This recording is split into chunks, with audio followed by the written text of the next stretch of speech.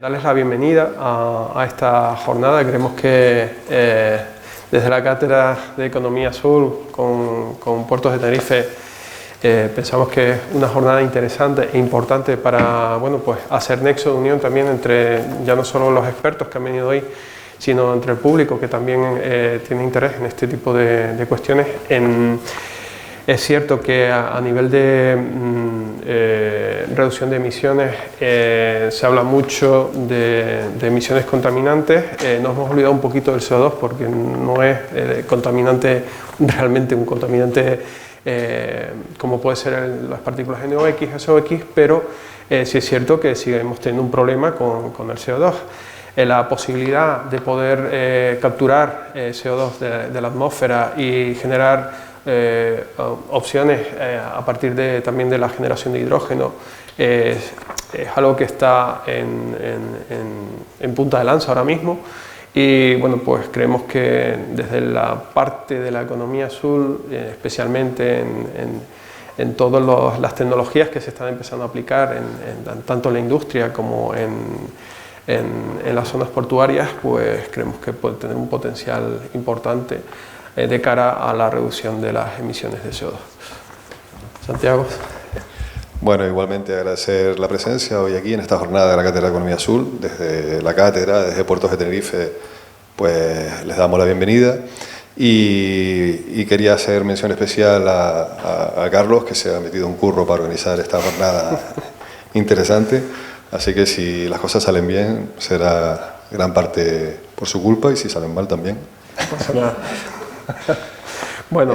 Nosotros, la verdad que la cátedra, pues buscamos temas de interés y pensamos que efectivamente la captura de CO2 y sus posibles usos en el ámbito marítimo, tal y como está la normativa europea y de la IMO con respecto a las emisiones en el transporte marítimo, ¿no? Esa obligación a ir reduciendo, porque si no van a ser penalizados las navieras por ese índice de carbono que tienen que ir mejorando continuamente, o bien por medio de mejorar las rutas, por medio de velas de succión, combustibles alternativos. Entonces pensamos que es un tema muy de interés de cara a la economía azul. Entonces pensamos y creemos que esta jornada pues es de gran interés para todos.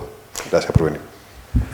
Pues nada, sin más, pasamos a presentar a los ponentes de hoy. Queremos dar especialmente las gracias a Alfonso Esteve, a Óscar García, Luis Signorelli, Iván Esteve, que se conectará en línea, lo tenemos en espera ahora mismo, Raúl Pérez Ríos y Begoña Bustamante, quienes serán los ponentes con 6 ponencias que se van a empezar ahora mismo, y que luego participarán en una mesa redonda donde pues vamos a tratar de responder a 2 preguntas. ¿Qué tecnologías son actualmente viables para su aplicabilidad en la economía azul y cómo superar las dificultades para la implementación efectiva de estas tecnologías? Las ponencias durarán aproximadamente 15 minutos, luego hay 5 minutos de preguntas. Como vamos un poquito de retraso, seguramente la mesa redonda la cortaremos un poco para no excedernos del tiempo. Pues cuando quieras, Alfonso. Buenos días a todos.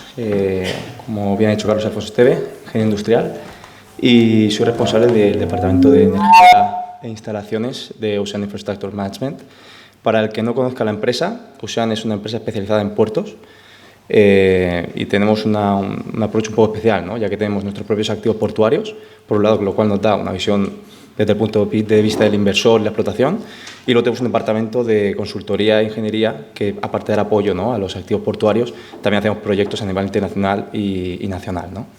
Entonces, pues bueno, por mi parte, si podéis poner la presentación, voy a hablar de las tecnologías de eficiencia energética en el sector marítimo y la generación energética.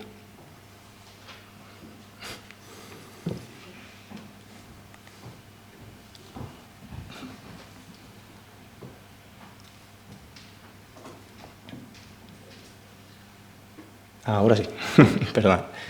Vale, pues bueno, en esta ponencia vamos a hablar un poco de la importancia de la eficiencia energética en los puertos, ¿no? Cómo afecta en el entorno portuario, contexto regulatorio que nos lleva a este punto, tanto a nivel nacional como internacional, las tecnologías disponibles que hay en el sector portuario, sobre todo a nivel de transporte marítimo, y la penetración que tenemos actualmente a nivel global, ¿no?, de estas tecnologías.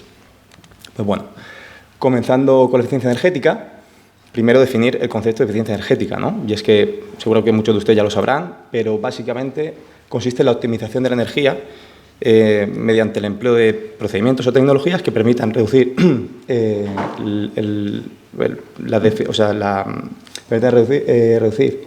la cantidad de energía necesaria para realizar un proceso y no se haya afectado el resultado, ¿no? Con ello, pues tenemos unos objetivos, ¿no?, que para conseguir esta eficiencia energética debemos tener muy claros. Primero, reducir el consumo de energía, lógicamente haciendo mejor uso de estos recursos, reducir los costes, ¿no?, ya que reduciendo el consumo de energía reducimos los costes asociados a cualquier procedimiento, la disminución del impacto ambiental, ya que hoy en día aún tenemos una dependencia bastante elevada de los combustibles fósiles y pues, reduciendo el consumo de energía reducimos también este impacto. Por supuesto, el aumento de la contribución de las fuentes de energía renovable, lo cual es un objetivo que está presente y nos ayudará también a mejorar esta eficiencia energética. Reducir la dependencia de los combustibles fósiles y asegurar el abastecimiento, ya que si tenemos mayor opciones, ¿no?, de suministro energético, ya sea por fuentes renovables, combustibles alternativos, nos va a permitir depender en menor medida, como decíamos, de los combustibles fósiles y el fomento de la innovación tecnológica, ¿no?, debido a que si pretendemos mejorar esta eficiencia energética, sí o sí nos vemos obligados a mejorar los procedimientos tecnológicos y en seguir investigando para descubrir nuevas tecnologías, ¿no? ¿Y cómo afecta todo esto al sector portuario? Pues bien, desde toda la vida, ¿no?, los puertos se posicionan como unos hubs logísticos que son los grandes consumidores de energía, básicamente por los actores que principalmente intervienen en los puertos, ¿no? Por un lado, los buques, tenemos portacontenedores, ferries, ro-ros, todos ellos consumen grandes cantidades de combustibles, generalmente fósiles, para obtener energía. Por otro lado, tenemos los operadores portuarios, ya que pues, la infraestructura que existe en los puertos y la maquinaria que hacen uso estos operadores también consumen grandes cantidades de energía. Y por último, sectores portuarias, que también presentan grandes consumos de energía, pues ya sea por alumbrado, climatización, oficinas, flotas de vehículos, etc. ¿Cómo se puede mejorar la eficiencia energética de ello? Pues, lógicamente, optimizando los recursos energéticos que consumen todos estos actores, ¿no? Pero es que, además, los puertos también se posicionan fuertemente como hubs energéticos. ¿Qué quiere decir esto? Pues que los puertos, debido a su situación estratégica, actúan muchas veces como centros de producción, transformación y transporte de energías, combustibles, etc. Entonces, por ello, pues queda patente, ¿no?, la necesidad de buscar esta eficiencia energética, sobre todo en el entorno portuario, ¿vale? Hablando ahora del contexto regulatorio, primero vamos a ponernos un poco en antecedentes, ¿no? Por un lado, ya sabemos que desde el 97, con aquella firma del protocolo de Kioto, se buscaba la reducción de las emisiones de gases de efecto invernadero, ¿vale? Y la Organización Marítima Internacional, siguiendo, ¿no?, las directrices firmadas en este protocolo de Kioto, en el 2011 ya regula la obligatoriedad de introducir un índice de eficiencia energética en los buques y un plan de eficiencia energética en los buques de la flota actual. Esto quiere decir que todo el equipamiento que tienen estos buques se debe estudiar y mejorar para mejorar esta eficiencia energética, ¿vale? También, siguiendo estas directrices del protocolo de Kioto y con el objetivo de reducir las emisiones de gases de efecto invernadero, en el 2020 se fija que el combustible empleado en el transporte marítimo, ¿no?, el MGO, debe reducir el contenido de azufre del 3,5% al 0,5%. De esta forma, lo que se reduce son las emisiones de óxido de azufre, ¿vale? Por parte de la Comisión Europea, históricamente también ha buscado, lógicamente, la reducción de estos gases de efecto invernadero, y en la directiva de 2014-94 ya habla de los combustibles alternativos que se pueden emplear en el transporte y marca ciertos objetivos para el desarrollo de estas tecnologías, ¿no? De esto hablaremos un poquito más adelante. Además, en 2019 se firma el Green Deal con el objetivo de reducir a cero emisiones netas los gases de efecto invernadero para el año 2050, y en la normativa 2021 Fit for 45 se pretende reducir un 55% estos gases para el año 2030, ¿vale? Ya centramos un poco más en el entorno portuario. 2023, tanto el reglamento AFIR como el reglamento FuelEU, lo que nos dicen es que tanto los buques de pasajeros, ya sean ferries o cruceros, como los buques portacontenedores, lo que tienen que hacer es que se atraquen en puertos europeos, tienen que apagar sus motores auxiliares y conectarse a la red eléctrica. Todo esto con objetivo año 2030, ¿vale? Pues bien, como no podría ser de otra forma, en el marco nacional seguimos las directrices que vienen impuestas por la Comisión Europea, ¿no? Y por ello, Puertos del Estado, a través de su marco estratégico 2022, lo que busca es también mejorar esta eficiencia energética en los puertos. ¿Cómo? Pues a través de ciertas directrices, como la de buscar puertos ecoeficientes, ¿no? Lo que se busca una economía circular y reducir el consumo del agua y energía, y contribuir a la mitigación del cambio climático. Con ello se plantean objetivos al año 2030 ambiciosos, pero que creemos que son conseguibles, ¿no? Como el incluir un 50% de energía procedente de fuentes renovables, reducir un 50% la huella de carbono en los puertos, o que las autoridades portuarias reduzcan hasta un 70% las emisiones de CO2. Con ello queda patente que los puertos españoles, sobre todo, tienen un reto ambicioso por delante de mejorar esta eficiencia energética y emplear tecnologías alternativas para obtener esta energía de la que hablamos antes y que son o que necesitan, ¿no? para realizar su actividad económica. Vale, pues hablemos ahora de las tecnologías, ¿no? Voy a hablaros un poco de las que están más, digamos, extendidas, ¿no? El transporte marítimo. En primer lugar, el Onshore Power Supply, no sé si a muchos os suena, si no, el OPS, el famoso OPS, y es que esto es un objetivo, esta tecnología es un objetivo de implementación, lo hablamos en el reglamento AFIR o Fuel EU, en los puertos tanto europeos como españoles. Básicamente, es una tecnología que ya está bastante madura y pretende, como si de un vehículo eléctrico se tratase, apagar los motores auxiliares de los buques cuando estos atracan en puerto, de forma que se reduzcan, lógicamente, las emisiones de CO2, debido a que el mix eléctrico nacional pues, suele tener mejor o menor cantidad de CO2 que el combustible fósil que emplean los buques, generalmente, y además se reducen los ruidos y vibraciones asociadas al empleo de estos motores, ¿no? La gran contrapartida que tiene esta tecnología es que, aparte de que es un reto muchas veces la instalación en puertos y requiere de grandes cantidades de inversión económica, el modelo de explotación y la rentabilidad económica asociada al suministro eléctrico a los buques pues todavía está por explorar, ¿no? Porque digamos que no está muy extendido este sistema, a pesar de que ya hay puertos que cuentan con ellos, y todavía se tiene que mejorar en este aspecto, ¿no? Por otro lado, el GNL, también esta tecnología se posiciona como uno de los combustibles alternativos del futuro.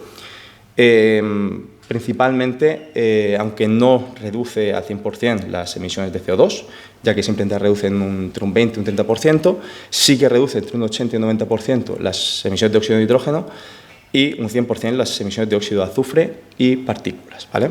Con ello, lógicamente, pues sí que se reduce en gran medida los gases de efecto invernadero, aunque no tanto CO2 como veíamos, ¿no?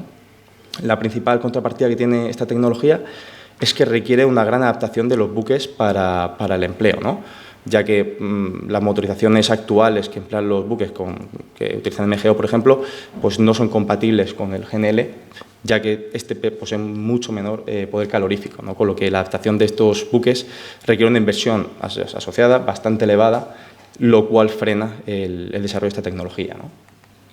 Por otro lado, tenemos el hidrógeno, que se está posicionando como una de las tecnologías del futuro, ¿no? Ya vemos que, por ejemplo, España, en la hoja de ruta del hidrógeno renovable, ya plantea que en las próximas 3 décadas se tiene que implementar esta tecnología, buscando en 2030 el desarrollo completo, ¿no? Ya vemos que hay muchos proyectos en España en el que se están haciendo plantas de producción de hidrógeno, y además ellas tienen muy buena sinergia con el entorno portuario, ya no solo por el combustible per se, sino porque, como he dicho antes, los puertos actúan como hubs energéticos, y en ellos se realiza la producción, almacenamiento y transporte, sobre todo de tecnologías como puede ser el hidrógeno.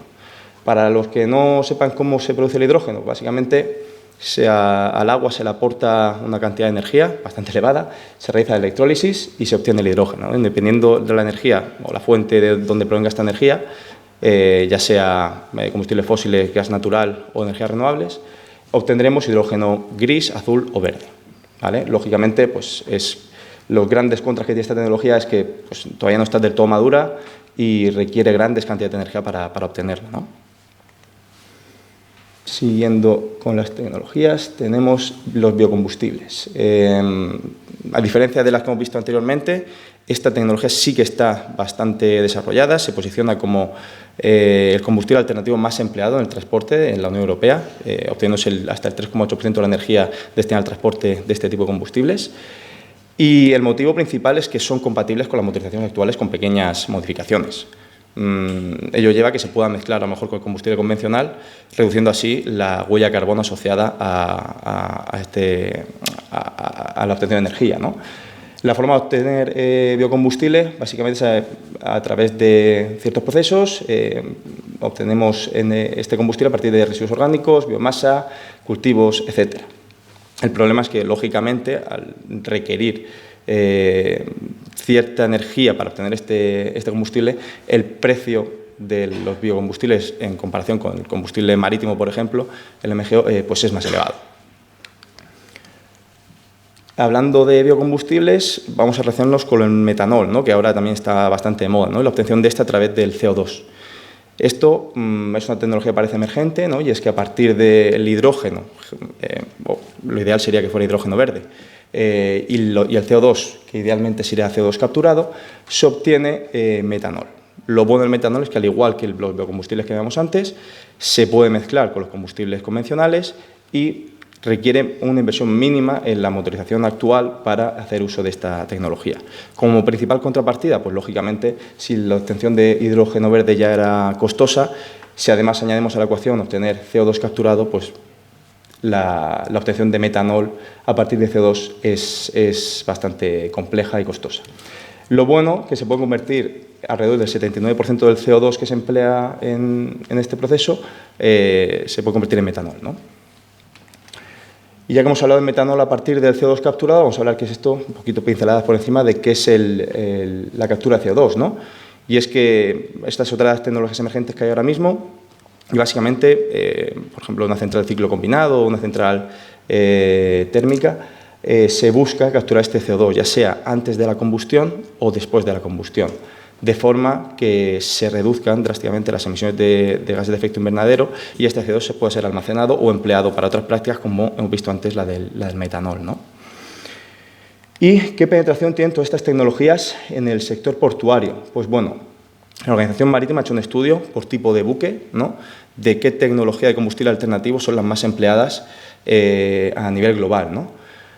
Como vemos, generalmente el hidrógeno y el metanol tienen una penetración bastante baja, al contrario que las baterías o los gases licuados, ¿no?, GNL o GLP.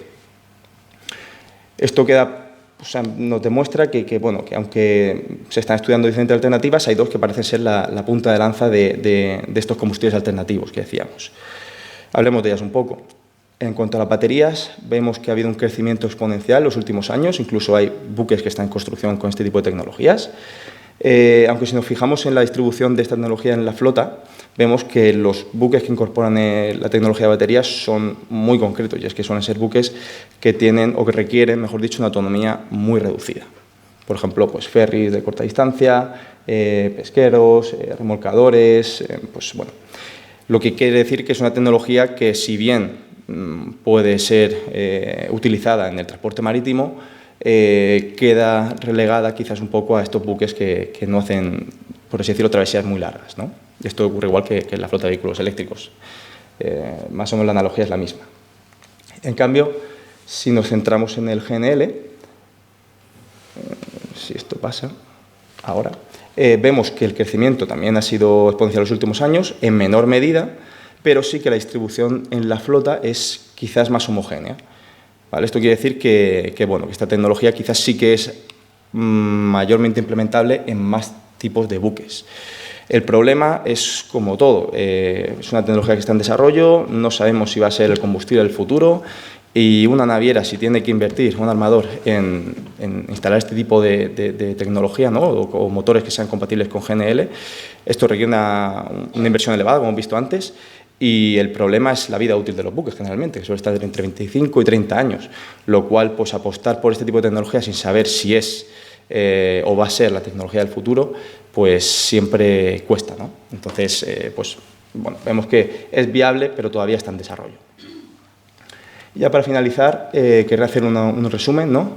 Y es que hemos visto que los puertos, aparte de ser unos hubs logísticos, también se posicionan fuertemente como hubs energéticos por su situación estratégica, y vemos que la eficiencia energética en los puertos es súper importante por la gran demanda energética que existe en ellos, ¿no? También hemos visto que tanto a nivel nacional como internacional el contexto regulatorio está empujando medidas y normativas que reduzcan las emisiones de gases de efecto invernadero y mejoren o potencien la eficiencia energética. Y hemos visto que actualmente existen tecnologías que permiten la mitigación, ¿no?, de estos gases de efecto invernadero y potencian la eficiencia energética. Y ya para finalizar, simplemente una pregunta, ¿no?, dejarla aquí en el aire. Quizás qué otras tecnologías se podrían emplear en el transporte marítimo como combustibles alternativos, ¿no? Hemos visto que quizás la conexión eléctrica de buques en puertos pues, puede reducir las emisiones en los puertos, pero ¿qué tecnologías tenemos para lo que son las travesías, ¿no?, que se requieren pues, grandes cantidades de energía? GNL, hidrógeno, bueno, está en desarrollo. Quizás una reflexión, pensar a lo mejor en el entorno militar, ¿no? Por ejemplo, en Estados Unidos hay muchos buques portaaviones o submarinos que emplean la energía nuclear para la extracción de energía, ¿no? Pues quizá esto podría ser también una alternativa para buques que necesitan grandes autonomías, ¿no?, y hacen grandes recorridos, como pueden ser portacontenedores o cruceros. Y sin más, muchas gracias. Perdón, aquí dejo mis datos de contacto y si tenéis alguna duda, soy todo oídos. ¿Y tiempo? Sí.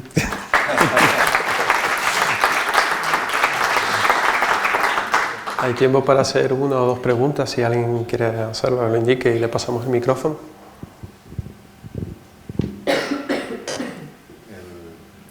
¿El amoníaco no lo plantea como...? Sí, bueno, al final está muy relacionado con el hidrógeno. Al final el amoníaco muchas veces se utiliza como forma de almacenamiento, ¿no?, de este hidrógeno y bueno, o sea, se puede relacionar con el hidrógeno directamente. Bueno, pues muchas gracias, Alfonso. Tenemos ahora la mesa redonda. ¿Me siento? No, te pones por aquí y luego te llamamos. Vale. Vale, damos paso a la siguiente ponencia. No sé si Óscar puede pasar. Su ponencia ya es un poco más enfocada sobre aspectos vinculados a la eficiencia y para la reducción de emisiones. Ahí la tienes, Óscar, todo tuyo. Hola, buenos días. Mi nombre es Óscar García, profesor del Departamento de Ingeniería Industrial y bueno, hablando con los organizadores de estas jornadas, pues pensamos que igual una presentación general de cómo está cambiando las tecnologías, tanto en generación de potencia de electricidad, por la alta singularidad que tiene, por ejemplo, las Islas Canarias, por las centrales cercanas a los puertos, y ver un poquito cómo está cambiando la generación de potencia dentro de los buques, porque eso impactará pues, el futuro aprovisionamiento de combustible, como dijo el compañero, ¿no? Bueno, primero, es importante ver por qué estamos aquí, ¿no? Como pueden ver, las emisiones de CO2 a nivel mundial, lejos de reducirse, siguen aumentando. Cierto es que vemos una pequeña estabilización, quiere decir que, bueno, dando indicios de que podemos estar alcanzando la meseta, pero siguen aumentando, ¿no? Dentro de esas emisiones, los principales sectores son el transporte, como pueden ver, y la generación de electricidad.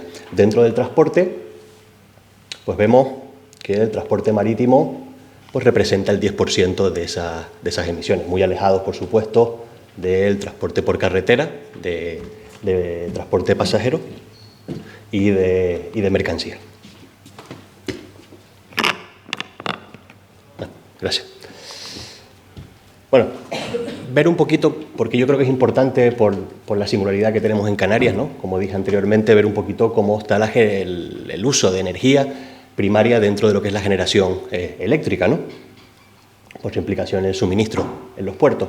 Como podemos ver, a nivel mundial todavía carbón sigue siendo una fuente importante, menos cada vez en Europa, pero a nivel mundial sigue siendo importante. El gas natural, como pueden ver, cada vez tiene una mayor proporción porque se está reemplazando centrales de carbón por gas natural.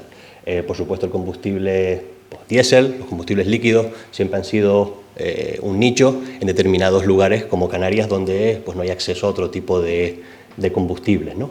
A nivel español, pues las cosas van bastante mejor. El 50%, son datos de Red Eléctrica el año pasado, es de origen renovable, y del otro 50%, si quitamos la energía nuclear, pues estamos hablando de que los combustibles fósiles representan en la generación eléctrica nacional pues alrededor, o sea, un valor menor del 30%.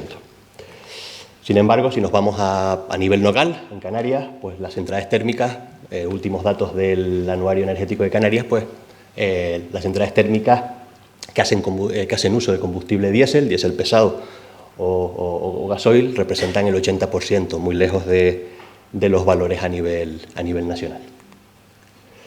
Bueno, ¿cómo afrontamos esto de la descarbonización, no? Pues en verdad hay tres caminos que son perfectamente complementarios. Muchas veces nos olvidamos de eso, ¿no? Tenemos pues, mejoras de eficiencia energética, donde tanto en transporte marítimo como en generación eléctrica podemos hablar pues, de la mejora de los propios generadores, la eficiencia de los generadores, recuperación de energía, hablaremos después, y optimización y control o reglajes de los propios generadores, ¿no? Después tenemos una hibridación, haciendo uso parcial, electrificando, uso de baterías, uso parcial de la electrificación y cambios a combustibles con menos intensidad de carbono o haciendo mezclas con combustibles neutros o que no tienen base en carbono, ¿no? Y después, por último, pues tenemos lo que llamamos pues, la descarbonización profunda, que es penetración masiva de fuentes renovables, uso de combustibles a partir de fuentes renovables, captura de carbono, que se va a hablar después de forma importante, y almacenamiento energético a gran escala, ¿no? Si ahora nos movemos un poquito a qué dicta o cuáles son la hoja de ruta que establece la Organización Marítima Internacional, pues la vemos en la diapositiva. Establece una referencia a un año base que es 2008 y sobre ese año empieza a hacer objetivos o empieza a proponer objetivos de reducción de intensidad de CO2 o de emisiones de CO2, ¿no? Plantea que en 2030 una reducción de un 20% de las emisiones asociadas al transporte marítimo que se supone que se pueden alcanzar de forma efectiva a través de medidas de eficiencia. Hablaremos de eso después. Sin embargo, si vemos los otros dos objetivos que son muy ambiciosos, estamos hablando de que para conseguir esa reducción total de emisiones de CO2 o global, estamos hablando de tener que hacer uso de combustibles o neutros en carbono o sin contenido del mismo, ¿no? Bueno, ¿qué diferentes acciones se pueden tomar? Bueno, pues los estudios en cuanto a propulsión marítima destacan 5 principales puntos.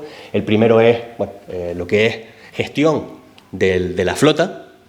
Se dice que se puede alcanzar reducciones de hasta un 20%. Estamos hablando de rutas alternativas, de mejora en la gestión de la flota, la utilización de la misma, tal vez reducir tamaños de flota o incluso pues plantearse que el transporte tiene que ser más lento, ¿no? No vamos a hablar de eso porque primero no soy experto y estamos en estas jornadas están encaminadas al CO2. Lo siguiente, pues como dijo Carlos en la presentación, pues la mejora de sistemas hidrodinámicos, es decir, eso siempre está en mejora y se dice que se puede llegar a en torno al 10%, y después lo que está marcado en morado, que es sobre lo que voy a hablar un poquito, que es mejora de los sistemas de propulsión, es decir, nuevos equipos, recuperación de energía, uso de otro tipo de hibridación con baterías, etcétera. Y después, pues la energía primaria, es decir, sustitución parcial o total del combustible con base en carbono, ¿no? Y por último, la captura de carbono, que no voy a hablar por temas de tiempo y porque después hay expertos en la materia, ¿no? Bueno, vamos a hablar un poquito de la mejora de la eficiencia porque esto lo vamos a ver, ¿no? Esto es perfectamente aplicable tanto para generación eléctrica como para transporte marítimo. Lamentablemente, un motor térmico, incluso los más eficientes motores de 2 tiempos de propulsión marítima, tiene una eficiencia de un 50%, que es bastante alta en comparación con otras tecnologías. Eso quiere decir que el 50% de la energía se pierde, ¿no? Se puede aprovechar en forma de trabajo. Pues, si hacemos ¿en qué se va? Principalmente en el gas de escape de los motores, pero también en la refrigeración, tanto del bloque motor como de los sistemas de sobrealimentación. Bueno, pues una opción grande, importante, es aprovechar esa energía que se tira a la atmósfera y aprovecharla para generar otro ciclo de potencia, un ciclo de vapor pequeño, ciclo orgánico, o incluso aprovechar esa fuente de calor para calentar agua caliente para los buques. Pues los estudios dicen que hasta un 10% de potencia adicional se podría alcanzar basado en revisiones bibliográficas. Pongo ahí dos capturas, dos notas de prensa, pues dos empresas importantes del sector de transporte marítimo, ¿no? de fabricantes de motores, MAN y Wärtsilä, pues han sellado acuerdos de desarrollo de tecnologías. Por tanto, vamos a ir viendo este tipo de tecnologías en las próximas generaciones de transporte marítimo, incluso también se están implantando en generación eléctrica, ¿no? Otra opción es, por supuesto, hacer una actualización, lo que se llama retrofitting, ¿no? de las propias unidades de generación. Tanto esto aplica a generación eléctrica como el propio transporte marítimo, ¿no? Mejoras en la inyección, mejoras en lo que se llama en la reacción de compresión, es decir, en el cilindro pistón, mejoras en la calibración y el control de las unidades, es decir, los reglajes. Pues los estudios dicen, los propios fabricantes, en artículos, que hasta un 4% de reducción de consumo se puede alcanzar. Parece poco, un 4%, pero en un buque de gran tamaño significa pues 10 toneladas al día, ¿no? No es poco, ¿no? Otra opción, que ahora mismo hay un gran rango de alternativas, es la mezcla de combustibles, es decir, los motores duales que pueden hacer uso de diésel pesado, pueden hacer uso de gas natural o mezclas de ambos, ¿no? El gas natural es el principal que se está trabajando, como dijo el compañero, aunque después hay otros alcoholes, gases líquidos de petróleo y después pequeñas mezclas de hidrógeno y amoníaco que están ahora mismo todavía en demostradores, no está todavía en producción a gran escala. Otra opción que también ya se presentó en la presentación previa es la hibridación, es decir, el uso de baterías. Esto es importante tanto a nivel de generación eléctrica, aquí en Canarias se ha planteado por Endesa, hibridación con baterías de las unidades de generación, y también en el propio transporte marítimo. ¿Qué nos permite tener una hibridación? No se trata de propulsión eléctrica pura, porque no tenemos espacio para ese tamaño de batería, sino hacer dos cosas, como dijo el compañero. Pues primero, reducir o eliminar la potencia térmica en puertos. El uso de propulsión de parte de sistemas paralelos térmicos y eléctricos permite reducir probablemente en muchos puntos de operación la potencia de los motores térmicos, o que trabajen más tiempo en puntos de operación en polo económico, es decir, de mejor consumo, ¿no? Aparte, se puede recuperar energía en las desaceleraciones de los propios motores, y esto es importante, aprovisionamiento de reserva rodante. No sé si son tan familiarizados, pero esto es muy importante a nivel de generación eléctrica en Canarias como de los propios buques. Reserva rodante, básicamente lo explico. Imagínense que tenemos los tres generadores dando electricidad, dando potencia al buque o a la red eléctrica. Si están los tres en potencia nominal y uno de ellos cae, los otros dos motores tienen que tener suficiente capacidad para compensar esa pérdida de potencia. Eso significa que podemos tener tres motores trabajando a carga parcial en puntos de menor consumo, ¿no? Eso, por ejemplo, aquí en Canarias, una turbina de gas trabajando a carga parcial significa una penalización importante del rendimiento. Por tanto, esa reserva rodante la puede proporcionar las baterías, por tanto, mejorando la eficiencia del sistema, ¿no?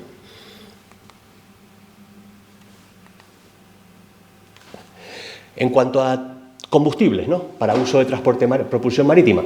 Bueno, ahora mismo los fabricantes, esto es de la fuente de un fabricante, ahora mismo tiene soluciones tecnológicas para uso de combustibles alternativos, es decir, además del diésel, uso de gas natural licuado, alcoholes, etcétera, y está trabajando ahora mismo, está en prueba de concepto, todavía está en desarrollo, motores con consumo total de hidrógeno o amoníaco, ¿no? Como saben, el hidrógeno se produce por fuentes renovables a partir del electrolizador, pues estamos hablando de un combustible completamente renovable y sin emisiones de CO2, y el amoníaco, si se produce con hidrógeno también renovable, pues estamos hablando de un combustible completamente renovable, ¿no? ¿Qué ventajas ¿O qué diferencias hay entre el amoníaco y el hidrógeno, ¿no?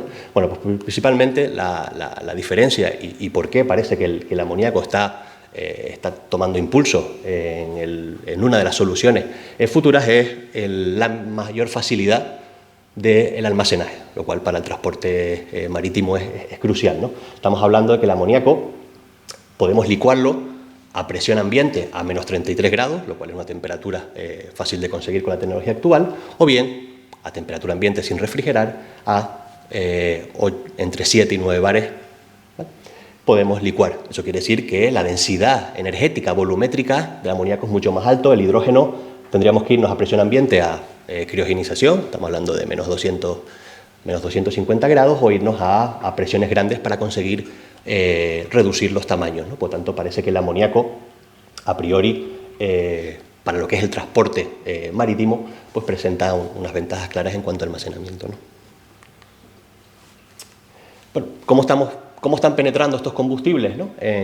Esto es parecido a lo que presentó el compañero anterior, pero bueno, vemos cómo el combustible, digamos, la solución que está penetrando más el mercado, aquí les muestro los números de buques y por combustible, pues el gas natural licuado es el que está penetrando de forma importante, y podemos ver que en los futuros pedidos todavía sigue siendo importante junto con el GLP y el metanol, ¿no? Pero vamos a ver un poquito en cuanto a todo lo que es la flota, porque esto es el número de vehículos, o sea, el número de buques, pero habría que ver un poquito qué tenemos en la flota. Actualmente la flota en operación, estos son datos a nivel mundial, es un 98% de la flota hace uso de combustible convencional, ¿no?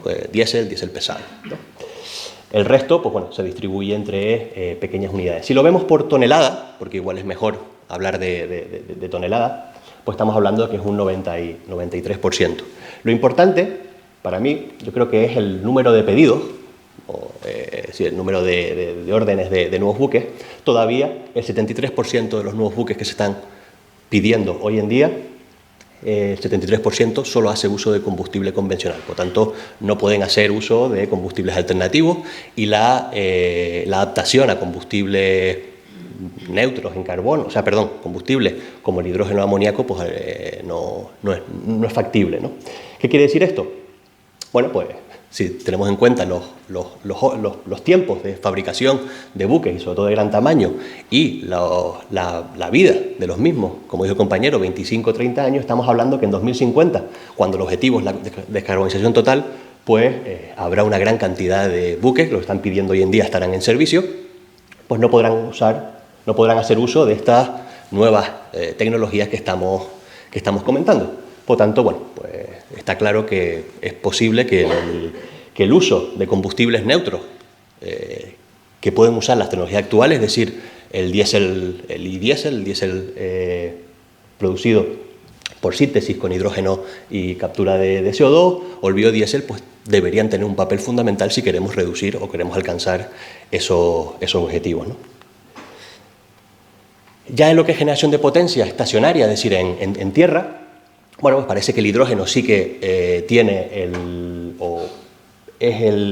ahora mismo el combustible que los fabricantes, por sus hojas de ruta, parece que es el seleccionado, y vemos, por ejemplo, hoja de ruta de General Electric, que genera turbinas de gas, pues parece que su hoja de ruta es la producción con hidrógeno. Estamos hablando que ahora mismo se están haciendo ya mezclas. De hecho, he puesto dos noticias recientes, bueno, en los últimos años, donde se están alcanzando mezclas ya importantes, incluso están haciendo pruebas ya con turbinas 100% hidrógeno, ¿no?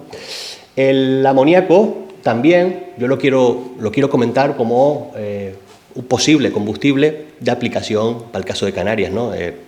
Yo creo que puede tener relevancia, primero, porque aquí se produce mucha generación con la tecnología de motores de combustión interna alternativos. Eso quiere decir que si se desarrolla para el transporte marítimo, es posible que tengamos unidades eficientes y con tecnología actual para la generación de potencia en las islas, y además para transportar entre islas el amoníaco con una mayor densidad energética volumétrica, pues podría tener relevancia, ¿vale? Y por último, bueno, pues conclusiones, bueno, pues es importante, ¿no? El sector de generación y transporte pues representan el 60%, y yo considero que la mejora de la eficiencia es clave para reducir la demanda de emisiones y sobre todo la demanda de futuros combustibles. Los combustibles renovables, estamos hablando de que son costosos, serán costosos, y producir ese hidrógeno, o sea, la electrólisis altamente necesita unas necesidades energéticas importantes, por tanto, es necesario seguir trabajando en la eficiencia, ¿no? Gestión, le hemos hablado, gestión del transporte y de la generación, mejora de la eficiencia de los propios generadores y la electrificación, parcial hibridación como aspectos claves, ¿no? Los combustibles neutros en carbono, o también ahí podría incluir los combustibles sin base carbono, pues tienen un papel fundamental para ser aprovechados por la tecnología actual, pero la producción a escala es todavía incierta en términos de costes y sobre todo de infraestructura, de tecnología, ¿no? La captura del CO2 y almacenamiento, que hablan los compañeros en el futuro, pues tiene potencial, pero para reducir emisiones con la tecnología actual y con los combustibles actuales, pero actualmente para el transporte marítimo, para bordo, pues no hay, está todavía en desarrollo la infraestructura para su tratamiento y sobre todo el almacenamiento, ¿no? Y bueno, no nos olvidemos que aunque hagamos uso de amoníaco o hidrógeno renovable, las emisiones no las quitamos. Siempre que haya combustión y aire vamos a tener óxidos de nitrógeno, por tanto seguiremos teniendo emisiones importantes de óxidos de nitrógeno, que serán necesarios pues abatir, ¿no? Sistemas SSR, que son los actuales que se utilizan en barcos y también en tierra, en Endesa, en Granadilla pues, y en Gran Canaria. Tenemos SSR para reducir las emisiones de las turbinas de vapor. Por tanto, seguiremos viendo este tipo y no hay que olvidarse de este tipo de emisiones, ¿no? Y nada, muchas gracias y quedo a disposición para cualquier pregunta.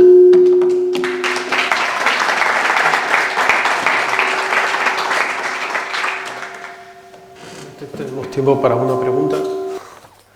Si alguien quiere hacer alguna, si no tengo yo alguna en la recámara. ¿No? Bueno, mira, te quería preguntar, todas las tecnologías que has indicado, ¿cuál crees que sería de aplicación inmediata en los próximos 10 años? En los próximos 10 años.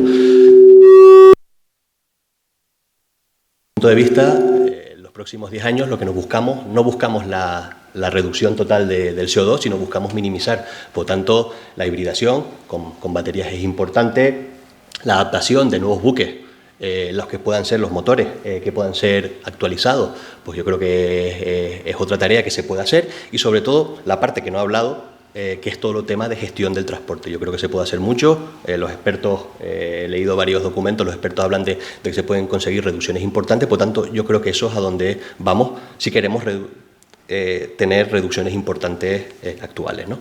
Por supuesto, si también la tecnología de conectar en puertos los barcos, si no acompañamos ese tipo de tecnologías, la hibridación, no acompañamos con una reducción de la intensidad de CO2 de nuestra red eléctrica, como aquí en Canarias, pues no estamos consiguiéndolo o aprovechando los beneficios de la electrificación, ¿no? Vale. Solo preguntarte que lo que comentabas del interés del amoníaco para Canarias, no entendí si planteabas los movimientos del tránsito marítimo entre islas con amoníaco o el transporte del amoníaco para ser consumido en otras islas. Transporte entre islas. No sabemos si todas las islas podrán producir su propio combustible. Si queremos bajos costes y altas horas de equivalentes de operación de las electrolizadores, probablemente tenemos que hacer hubs grandes en las islas grandes, pues igual puede haber islas que no tengan producción interna, pues habrá que transportar ese vector energético, ¿no? Entonces el amoníaco pues, puede ser relevante para llevar ese hidrógeno a las diferentes islas. Muy bien, gracias Óscar. Pasamos a la siguiente ponencia. Vale, está aquí. Luis ha participado de un proyecto reciente de captura de CO2 directa y bueno, pues en su ponencia nos va a explicar y nos va a ilustrar sobre tecnologías actuales para la captura de CO2. Gracias, Luis. Buenos días, soy Luis Signorelli, graduado en Física, estudiante del último año del grado de Matemática, y hoy voy a hablarles sobre la captura directa del aire de CO2. Cuando escuchamos captura directa del aire, lo primero que nos puede venir a la mente son los bosques. Sabemos que los árboles absorben CO2 del aire y lo transforman en oxígeno, pero ¿son realmente capaces de eliminar las emisiones producidas por la actividad humana? Dado que estamos en Canarias, veamos un ejemplo con el bosque de pino canario. El bosque de pino canario captura entre 5 y 15 toneladas de CO2 por hectárea al año. Por tanto, si quisiéramos eliminar las emisiones producidas por el puerto de Santa Cruz, que rondan las 100.000 toneladas de CO2 al año, tendríamos que plantar lo que equivale a una décima parte de la isla de Tenerife, 2/3 del Hierro o 6 veces las Graciosas en pinos canarios. Y si buscáramos eliminar todas las emisiones de Canarias, que rondan las 10 millones de toneladas de CO2 al año, tendríamos que plantar en pinos canarios lo que equivale a entre 1 y 3 veces las Islas Canarias. Claramente, los árboles tienen una gran capacidad para capturar CO2 del aire, pero no son lo suficientemente efectivos para solucionar este problema a escala humana. Conscientes de esta limitación, varios expertos comenzaron a buscar métodos de captura artificiales del aire. Entre los proyectos que existen a día de hoy destaca Climeworks, una empresa con sede en Islandia y que utilizan un material que actúa como una esponja para el CO2. Lo que hacen es que pasan aire a través de este material y el CO2 se queda atrapado en él. Luego, cuando se ha llenado de CO2, aplican calor a este material en torno a unos 100 grados, recuperando el CO2 altamente concentrado, lo que facilita su manejo o almacenamiento. Operan íntegramente con energías renovables usando la energía geotérmica de Islandia, lo que evita emisiones adicionales. Otros proyectos que están a la vanguardia en desarrollo de tecnologías de captura directa del aire en Estados Unidos, en este caso son Global Thermostat, Carbon Capture y Carbon Engineering.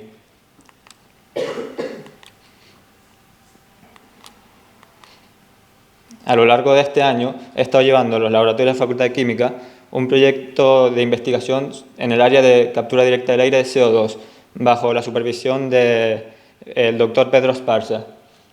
Hemos desarrollado un sistema de captura directa del aire utilizando un material llamado zeolitas. Este material lo tenemos dentro de un tubo y hacemos pasar aire a través de este tubo.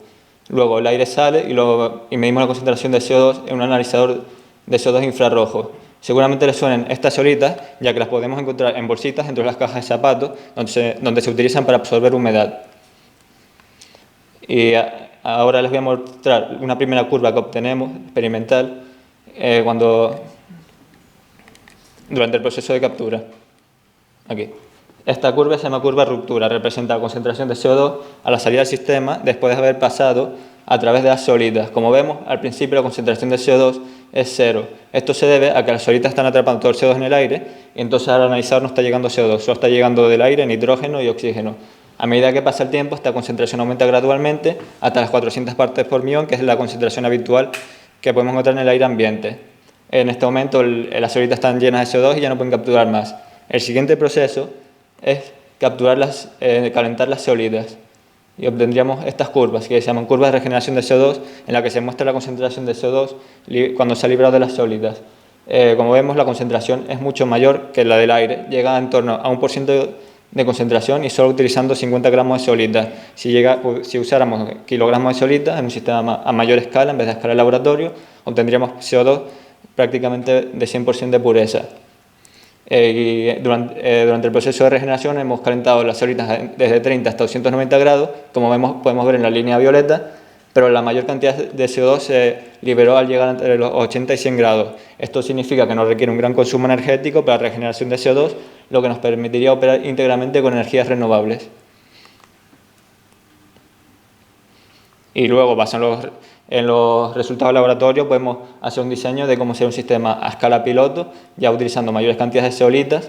El funcionamiento sería prácticamente el mismo, tendríamos un tubo lleno de zeolitas por el que haríamos pasar aire con un ventilador axial y el CO2 se quedaría atrapado en él. Luego, cuando se han saturado las zeolitas, calentaríamos este tubo, librando el CO2 para su posterior almacenamiento.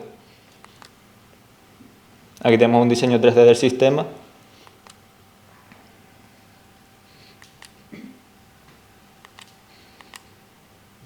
Pero la captura de CO2 es solo el primer paso. Necesitamos una forma de almacenarlo permanentemente. De lo contrario, terminará volviendo a la atmósfera, anulando todo el esfuerzo de captura.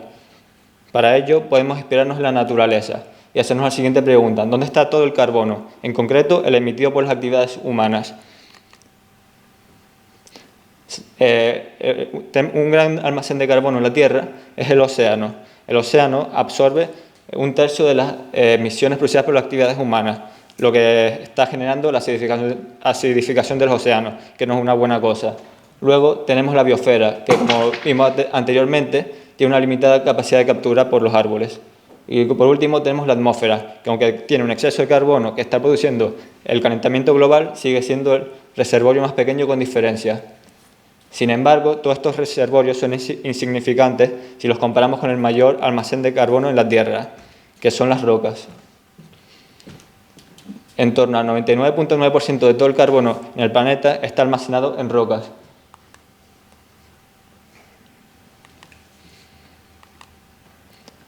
El almacenamiento de las rocas se produce por un proceso natural llamado carbonatación mineral. Esto ocurre cuando agua con CO2 disuelto reacciona con rocas, especialmente rocas basálticas, produciendo minerales como la calcita, la magnesita o la siderita. A la derecha podemos ver el proceso que ocurre, para los más interesados. Esto suele ocurrir de manera natural cuando llueve, ya que las gotas de lluvia atrapan el CO2 de la atmósfera y termina filtrándose en el subsuelo, donde se encadena este proceso. Sin embargo, este es un proceso bastante lento, ya que la concentración de CO2 en la atmósfera que puede ser atrapado por las gotas de lluvia es poca y el filtrado hacia las zonas óptimas en el subsuelo lleva bastante tiempo. Conscientes de esta limitación, varios expertos comenzaron a buscar maneras de acelerar la carbonatación mineral de manera artificial para aprovechar el vasto potencial que tienen las rocas basálticas en el subsuelo. Una de las empresas líderes en este campo es Carbfix, también en Islandia. Llevan capturando desde 2014, almacenando CO2 desde 2014, usando este proceso de carbonatación mineral. Han almacenado hasta la fecha de hoy en torno a 100.000 toneladas de CO2 y para ello capturan tanto CO2 de la industria energética como el capturado por la empresa vecina Climeworks, que mencioné anteriormente. El funcionamiento de la planta es bastante sencillo. Inyectan CO2 en una tubería por la que circula agua a presión hacia el subsuelo y al llegar ya al subsuelo ya se ha mezclado todo el CO2 en el agua y nada más empezar a filtrarse, empieza a reaccionar con las rocas basálticas. Es un proceso bastante rápido. Otras empresas que están llevando enfoques similares las podemos encontrar en Canadá, Australia o Noruega.